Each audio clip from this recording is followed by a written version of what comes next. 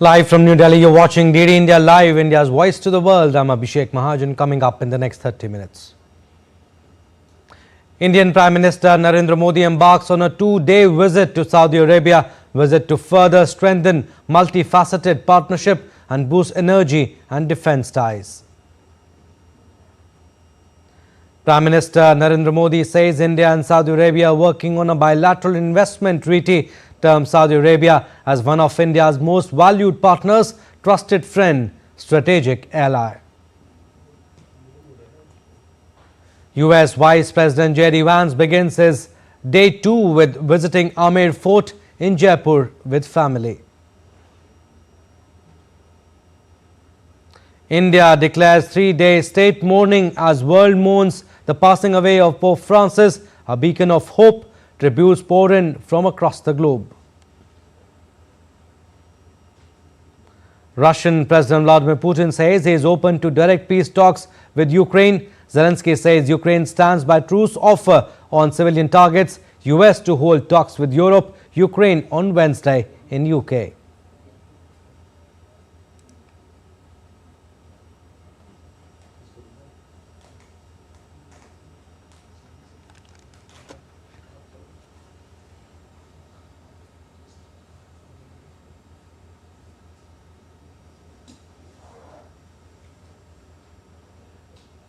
Embarking on a two-day visit to Saudi Arabia, Prime Minister Narendra Modi in his departure statement said that today I embark on a two-day state visit to the Kingdom of Saudi at the invitation of Crown Prince and Prime Minister His Royal Highness Prince Mohammed bin Salman.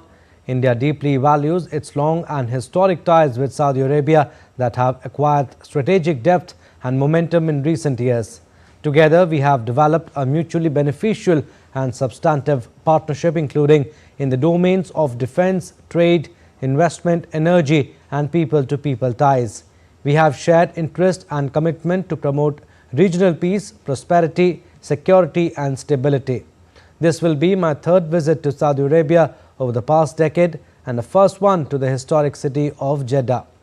I look forward to participating in the second meeting of the Strategic Partnership Council and build upon the highly successful state visit of my brother, His Royal Highness Prince Mohammed bin Salman to India in 2023. I'm also eager to connect with the vibrant Indian community in Saudi Arabia that continues to serve as the living bridge between our nations and making immense contribution to strengthening the cultural and human ties.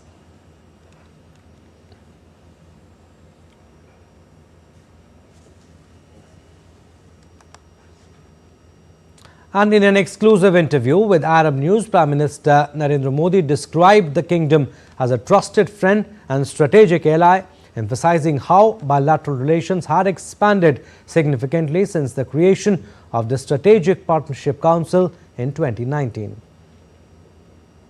Prime Minister Modi praised Saudi Crown Prince and Prime Minister Mohammed bin Salman's leadership, calling him a strong advocate of India-Saudi Arabia bilateral ties and a visionary who has inspired global admiration through the reforms under Vision 2030. Highlighting shared economic ambitions, Prime Minister Modi noted that trade between the two countries had grown even amid global challenges. India and Saudi Arabia are also working on a bilateral investment treaty. Prime Minister welcomed a deeper integration of Saudi and Indian businesses, particularly in emerging sectors like green hydrogen and technology. India is also exploring joint projects in refineries and petrochemicals. Prime Minister Modi congratulated the kingdom for winning the bids to host World Expo 2030 and FIFA World Cup 2034. He was grateful to the Saudi leadership for the continued assistance provided to Indian nationals who visit Saudi Arabia each year for Umrah and Hajj pilgrimage. And the high-profile Saudi Arabia visit underscores the remarkable transformation of relations from modest beginnings to a comprehensive strategic partnership spanning economic, defense and cultural dimensions. Has more in this report. Prime Minister Narendra Modi's two-day visit to Jeddah comes amid growing economic ties between India and Saudi Arabia. It will be the first visit by an Indian leader to Saudi Arabia's commercial hub in over 4 decades. The high-profile visit underscores the remarkable transformation of India-Saudi relations from modest beginnings to a comprehensive strategic partnership spanning economic, defense and cultural dimensions. In the financial year 2023 to 2024, India's imports from Saudi Arabia amounted to $31.42 billion and exports stood at $11.56 billion. India and Saudi Arabia enjoy close friendly relations, reflecting the centuries-old economic and socio-cultural ties. Diplomatic relations between the two nations were established in the year 1947. The historic visit of King Abdullah to India in January 2006 was a watershed moment that resulted in the signing of the Delhi Declaration. It was followed later by the Riyadh Declaration in 2010, which elevated the bilateral relations to a strategic partnership. PM Modi's visit to Saudi Arabia is expected to result in several new agreements that will further strengthen the strategic partnership between the two nations, building on their shared interests in regional stability, energy security, and economic growth. Prime Minister Narendra Modi's visit will be a milestone in taking India-Saudi relations to a new height in an era of geopolitics marked by Donald Trump's tariff shock, Beijing's Belt and Road Initiative debt trap conundrum, and the Russia-Ukraine standoff. The visit will also be an opportunity for the Indian and Saudi leadership to exchange views on the situation in Gaza and efforts to end the Israel-Hamas conflict. Trade, connectivity, energy, security, defense, investment, diaspora, culture and cooperation are the focal points of the proposed meeting between PM Modi and Saudi Crown Prince and Prime Minister Mohammed bin Salman. The proposed India-Middle East-Europe Economic Corridor, or the IMEC, will attract significant attention of both the leaders. The IMEC underscores the growing economic and strategic convergence between India and the Middle East. It is seen as an opportunity for Indian and Saudi businesses to collaborate and benefit. For India and the Middle East, the IMEC signifies a deepening relationship with the convergence of the Middle East and South Asia into West Asia. For both sides, it can be instrumental in stimulating economic growth, creating jobs, and reducing greenhouse gas emissions. From Saudi Arabia and the UAE, it represents a diversification of partnerships between their roles as energy producers. India's trade ties with Saudi Arabia and the UAE are already substantial, and this corridor could further strengthen their economic integration. If the IMEC corridor materializes soon, it will give a huge boost to the kingdom's other entrepreneurship-driven ventures as well as the Neom City project, which will provide an alternate route to the troublesome Houthi-influenced Red Sea-Suez corridor. Indian investment in Saudi Arabia has increased significantly in recent years. These investments span diverse sectors including management and consultancy services, construction projects, telecommunications, information technology, financial services, software development, and pharmaceuticals. The Indian community in Saudi Arabia numbers at approximately 2.7 million and is a living bridge between the two countries. Bureau Report, DD, India. And the Indian diaspora in Jeddah is eagerly awaiting Prime Minister Narendra Modi's arrival today with great enthusiasm and pride. Many community members describe the visit as a historic and golden moment that strengthens the deep ties between India and Saudi Arabia. Preparations are underway for a warm and traditional welcome, including cultural performances reflecting the strong connection the diaspora maintains with their homeland. Hi, my name is Manhar Musafir. As a person who has been born and brought up here in Saudi Arabia, I'm really excited for Prime Minister Narendra Modi's visit here in Jeddah. And I really hope this brings about more cultural, foreign trade and more technical advancements among both the countries of India and Saudi Arabia. And it deepens the already strong bonds between the two nations. Hi, I am Selina Musafir. Last 4 decades I am here. This is the first opportunity for our Prime Minister Modi ji. We want to meet him, we want to attend the program. Really excited because the all Indian women were representing me. I don't know, I didn't get the words. So happy. Thank you. Hi, I am Musafir. Actually, we are eagerly waiting for our Prime Minister to meet, and the two nations, actually the great nation Saudi Arabia and India, as a very, very traditional relationship. So that traditional relationship will be strengthened more and more. Actually, the Crown Prince and Prime Minister Mohammed bin Salman and Prime Minister Modi ji will be, hopefully sign more agreements. And the third diaspora, the largest Indians who are working in Saudi Arabia, will be getting more advantage and more technically advanced. I'm Dulfakar Patai. As Mr. Musafir said, we are eagerly waiting Modi ji visiting. Moving on, US Vice President J.D. Vance began his day 2 with visiting Jaipur with his wife Usha Vance and 3 children. He will be in Jaipur till 24th of this month, and during this time he will visit many historical sites including Amer Fort and Jaipur City Palace. In fact, he has already visited Amer Fort. On his arrival at Amer Palace, he was accorded a traditional Rajasthani welcome with elephants. The female elephants named Pushpa and Chanda led the reception. Foolproof security arrangements are in place for the visit of US Vice President. Vance will address a business summit organized at the Rajasthan International Centre today, where he will share his views on India-US trade relations. Tomorrow, that is on 23rd April, J.D. Vance and family will go to Agra and visit the Taj Mahal. After this, he'll return back to Jaipur and visit the City Palace. On 24th April, he will leave for Washington, D.C. from Jaipur. Finance Minister Nirmala Sitharaman is visiting US to participate in multilateral dialogues on various fora to showcase India's economic dynamism. On the second day of her visit today, she met General Partner of Anderson Horowitz, Anjane Mida, and CEO of VMware, Raghu Raghuram, in San Francisco today and discussed the remarkable transformation in technology space. Sitharaman also met CEO of Google Cloud, Thomas Kurian, and his team too. Kurian said that Google Cloud aims to operate entirely on carbon-free energy or CFE 24/7 at its data centers and offices worldwide by 2030 and spoke about upcoming investment strategy that the group is working on for India. The Finance Minister also met Data Robot CEO Dibhanjan Saha, who expressed interest in participating in the AI Centre of Excellence, for which the Union Budget 25-26 recently allocated Rs 500 crore. Nirmala Sitharaman also met Jonathan Siddharth, the founder and CEO of Turing in San Francisco.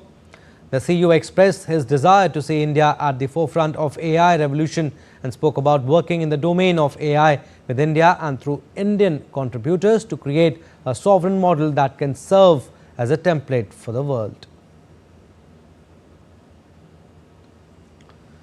And later at California Stanford University, Finance Minister Sitharaman visited the Hoover Institution, where she delivered the keynote address on laying the foundations for a developed India by 2047.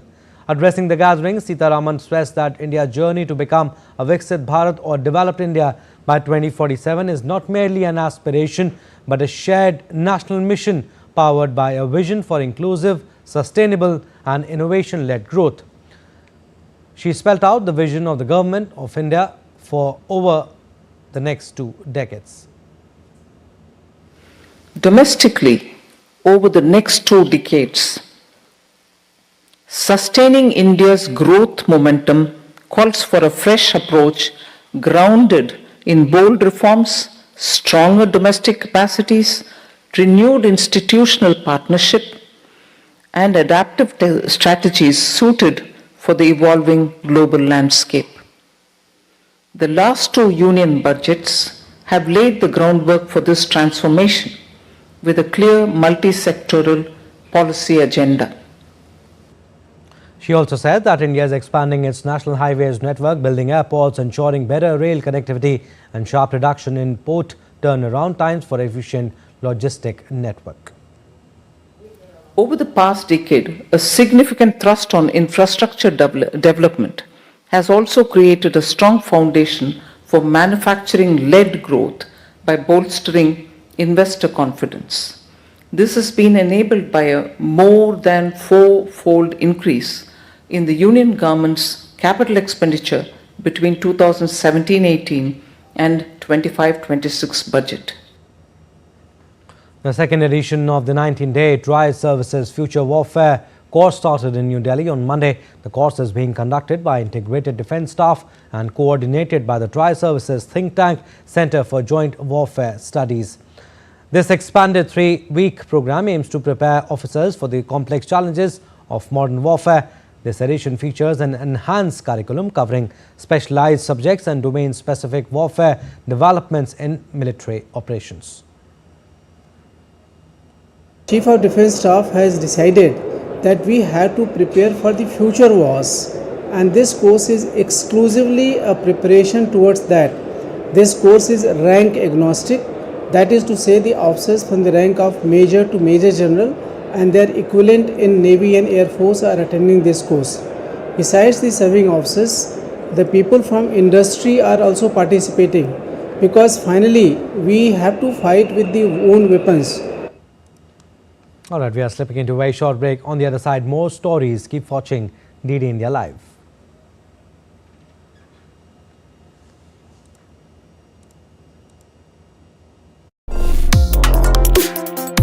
Complex issues, hidden agendas, twists and turns, strategic games. We think all dots are linked. We just need to connect them.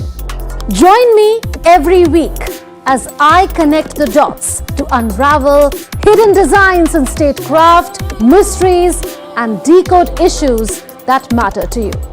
Watch Connecting the Dots with me at these times on DD India.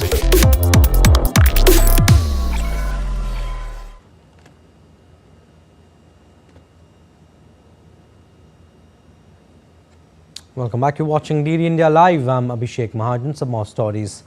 Russian President Vladimir Putin proposed bilateral talks with Ukraine for the first time since the early days of the conflict, and his Ukrainian counterpart Volodymyr Zelensky said Kyiv was eager to discuss a halt to attacks on civilian targets. Russia and Ukraine have said they are open to further ceasefires after a 30-hour Easter truce declared by Moscow at the weekend. Each side accused the other of violating it. Putin said fighting had resumed after the Easter ceasefire, which he announced unilaterally on Saturday, and Moscow was open to any peace initiatives and expected the same from Kiev. Kiev regime is trying to seize the initiative and talk about expanding the time frame and the targets. But we must think about it and carefully assess everything and look at the results. If you paid attention, I said from the very beginning, when I met with the Chief of the General Staff, that we would see what the experience of the Easter truce would be like. Overall, still, there has been a reduction in activity. We welcome that and we are ready to look at the future. While Zelensky did not respond directly to Putin's proposal, he emphasized that Ukraine was ready for any conversation about a ceasefire that would stop strikes on civilians. Zelensky said Ukraine will take part in talks with the US and European countries on Wednesday in London. Today was almost entirely dedicated to working with partners in various formats. We are preparing meetings for Wednesday with partners from Europe, the UK, France, Germany and from the United States. These meetings can bring us closer to a ceasefire and a real lasting peace. US stocks plunged on Monday as President Donald Trump escalated his attacks on Federal Reserve Chair Jerome Powell, sparking concerns over the central bank's independence. The move contributed to steep losses across all major indexes, especially the tech-heavy Nasdaq. Trump's criticism of Powell on Truth Social raised alarms, with the president calling for immediate interest rate cuts. Experts warned that political interference with the Fed could harm economic stability. Meanwhile, escalating US-China trade tensions added further uncertainty, fueling worries among investors. The S&P 500, Nasdaq and Dow Jones all posted significant losses. As earnings season heats up, investors are keeping a close eye on reports from major firms, including Tesla and Alphabet. And addressing the opening of the Permanent Forum on Indigenous Peoples, UN Secretary General Guterres urged governments and institutions to ensure that the leadership rights and needs of indigenous peoples are recognized and acted upon across the board. Guterres urged that the governments must honor their obligations in the Declaration on the Rights of Indigenous Peoples without delay. I urge governments and institutions to ensure that the leadership, rights and needs of indigenous peoples are recognized and acted upon across the board. In a world in flux, it is particularly important that governments are alert to the impacts on indigenous peoples, and governments must honor their obligations in the Declaration on the Rights of Indigenous Peoples without delay. Now, Pope Francis, the first Latin American leader of the Roman Catholic Church, passed away aged 88, making his final appearance on Easter Sunday before his death. Francis led the Catholic Church for over a decade, becoming the first Jesuit and Latin American to hold the papacy. The Vatican said in a statement that he died of stroke and subsequent irreversible heart failure. He was recently discharged from hospital after weeks of treatment for an infection. Prime Minister Modi called him a beacon of compassion and recalled Pope's affection for the people of India. As a mark of respect to Pope Francis, 3-day state mourning will be observed throughout India. 2 days state mourning begins today, while 1 day's state mourning on the day of the funeral. During the period of the state mourning, the national flag will be flown at half-mast throughout India on all buildings where the national flag is flown regularly, and there will be no official entertainment. People and security service crews began gathering at St. Peter's Square in Italy's Rome on Tuesday morning, the day after the unexpected demise of Pope Francis at the age of 88. The Vatican confirmed on Monday that Pope Francis died unexpectedly after suffering a stroke and cardiac arrest, setting in motion ancient rituals for the transition to a new pope. This includes the symbolic breaking of the fisherman's ring and lead seal to prevent their future use. Despite recent health struggles, Pope Francis had appeared to be recovering and made a public appearance on Easter Sunday. His death ends a papacy marked by both challenges and advocacy for the poor and marginalized.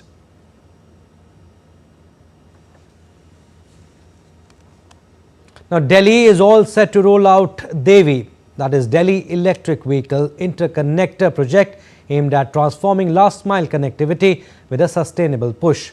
More than 350 electric buses will join the city's fleet, with 230 of them from PMI Electromobility, equipped with state-of-the-art technology. DD India's Taposh Bhattacharya caught up with Dr. Aanchal Jain, CEO of PMI Electromobility. Delhi is all set to get state-of-the-art electric vehicles, buses actually. Give us a brief idea about how these buses are and how this is changing the whole gamut. The amount of pollution that we are seeing in Delhi, the AQI has been going so high. So I think these buses will contribute quite highly in reducing that and cutting that down. Each ride saves you quite a lot of CO2 emission in this case. Now, besides the regular thing of saying, yes, these are electric and are smoke free, there are, when we've introduced electric buses in India, besides being electric and pollution free, these have been sort of an upgradation of all the facilities that we are providing to our consumers. So as you would notice, amazing air conditioning, right? In the heat of Delhi, we believe strongly that everybody should have an access to a good mode of transportation, an air conditioned mode of transportation. Therefore, the government has taken this amazing idea that these buses need to be air conditioning. These buses are ultra low floor. Again, the first time they have been introduced in Delhi, keeping in mind that they are accessible and friendly to all sorts of consumers. Plus, we've given extra seating for women, which are pink seats. As again, you can see these are the pink seats. So if it's pink, it's for the ladies, and they have been reserved for them. If this bus at one charge, recharge in 30 minutes, 30 to 45 minutes. What is the duration? It can do 200 kilometers with one charge during the day. 30 minutes charging and 200 kilometers of one-time charging that can. So that's a huge boost for people in Delhi, because we have seen, as you mentioned, AQI level going up, and as you can see, these are what you call state-of-the-art buses with amazing ACs, with the state-of-the-art panel here, which gives the driver all the controls, and at the same time it's pollution free. What else can you ask for? With camera person Monty, this is Tapush Bhattacharya for DD India from Delhi. Well, that's all for this edition of DD India Live. But do let us know your thoughts on the news of the day. For those on the go, you can get all the latest news and updates from India and across the world on DD India mobile app. The app is available on both Android and iOS platforms. Scan the QR code on the screen to download now.